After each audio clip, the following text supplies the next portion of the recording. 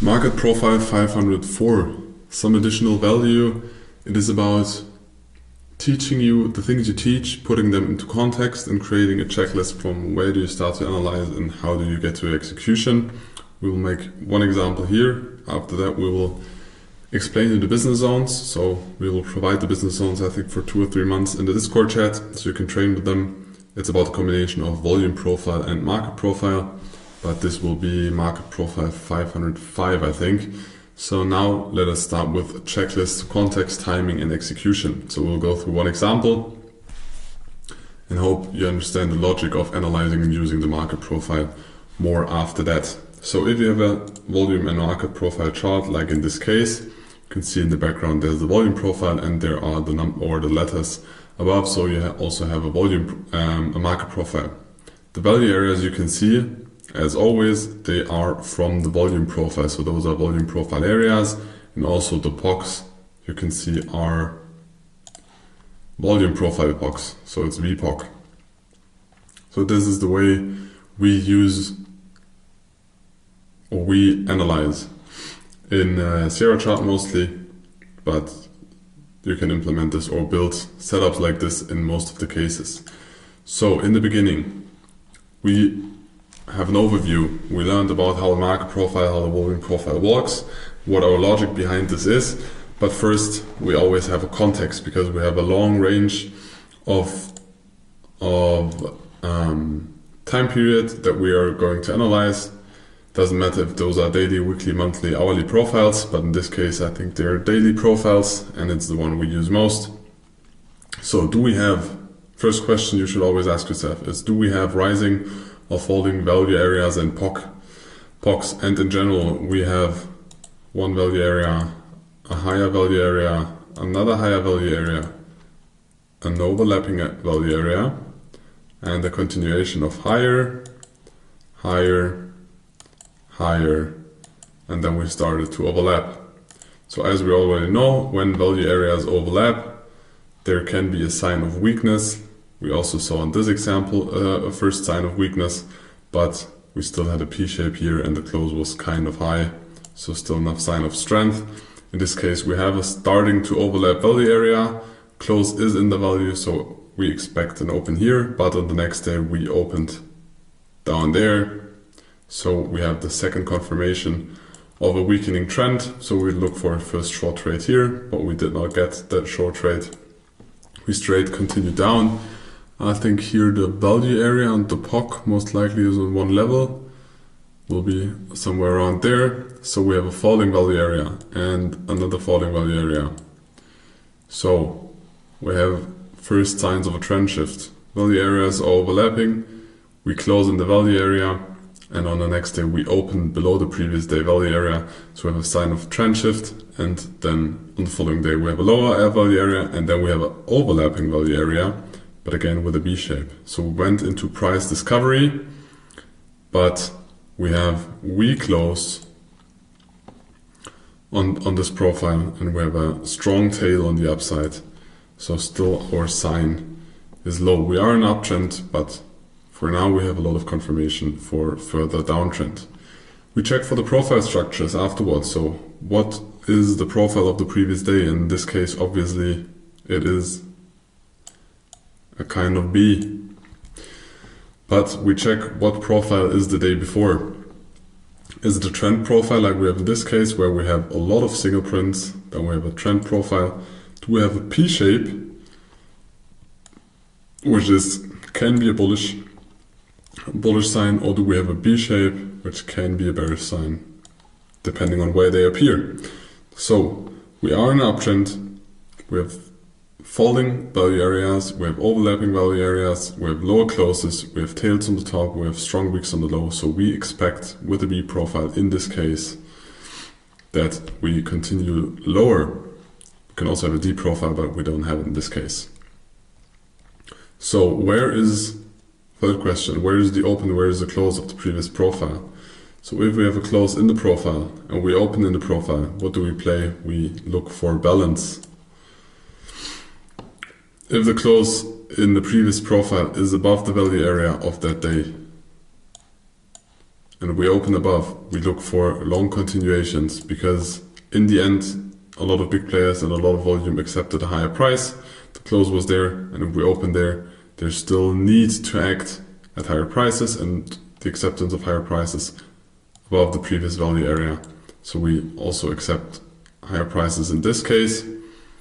So in this case, when we have the close here, and here we have a P profile, it's not a trend profile because we have no single prints in there. Close in there depends on if we open there or there. It can also sometimes happen that we open down there, but our preferred version is because we have strength, P profile, we open the bath, we close in the value, we want to continue along.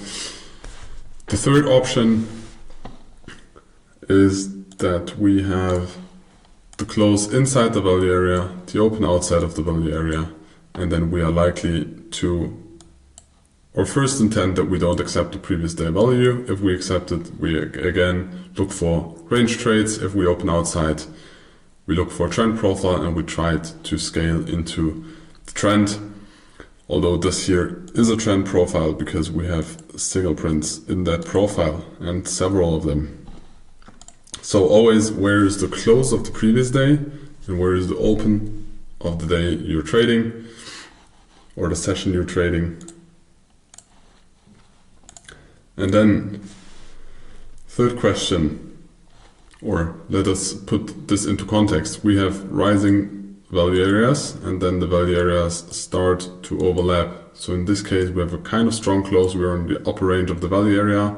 We open into them in the middle of the value area, and on this day we start to overlap the value areas and we close inside of the value area. And on the next day we open in the previous day value area, but on this day we start to close on the lower side of the value area. So if we have been in an uptrend and we see something like this and we have a strong high, could be even a stronger high, could be a tail, but there is no tail, but it's no weak top.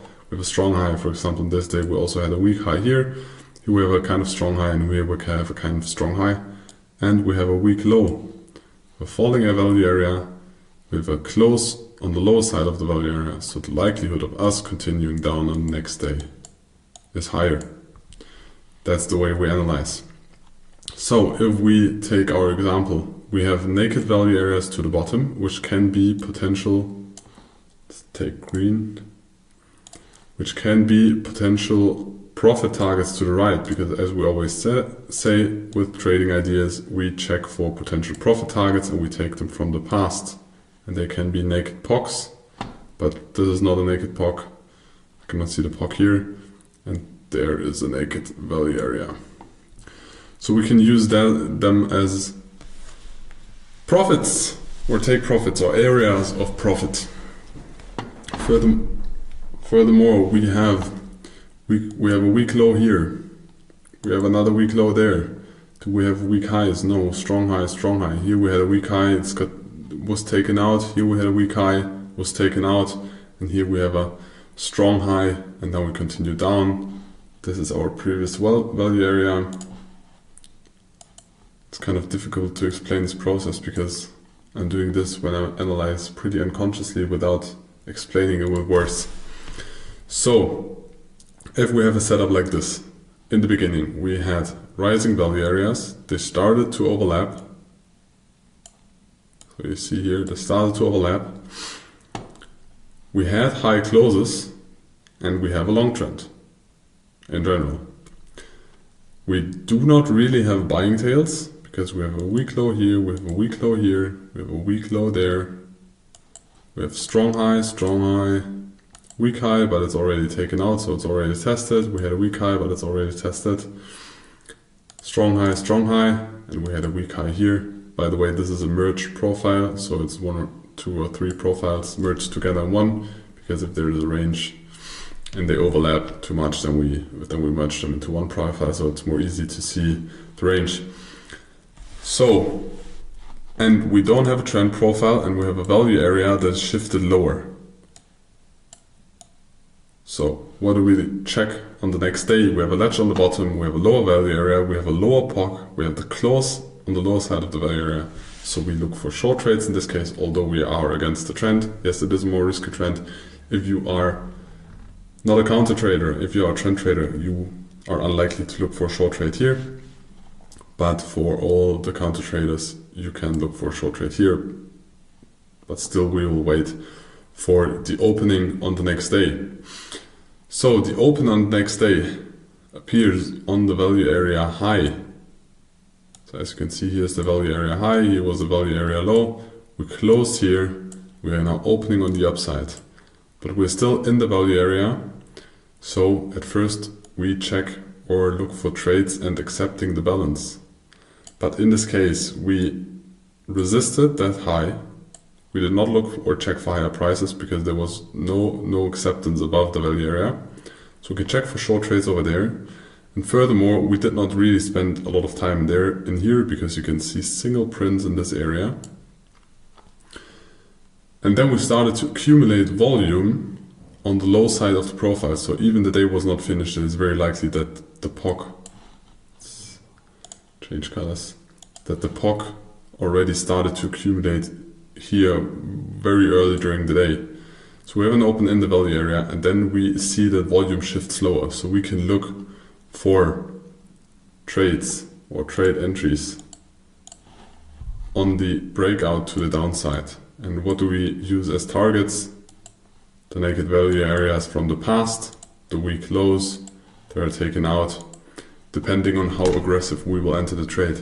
If you are more into short-term trading and we take more aggressive stops and we can check the market the whole day or during the session or during the breakout session, we can try to reduce our stop loss to get a bigger take profit, of course. But where you put your take profit or how far your take profit is away, depending on how much time you can invest in the markets. If you can be in front of the markets and look for or check for setups, and you have a lot of time to spend, then you can optimize your entries. But if you cannot optimize your entries, and you say, okay, I want to be very safe and I put my stop loss on the other side of the value area. Why is it green? I put my stop loss on the other side of the value area, then you at least need to take this level as a take profit, because otherwise your risk to reward is going to be too bad. Of course, it's going to be better maybe to look at B setups down here, then have a breakout, a back break in, and then put the stop loss above that high, so you have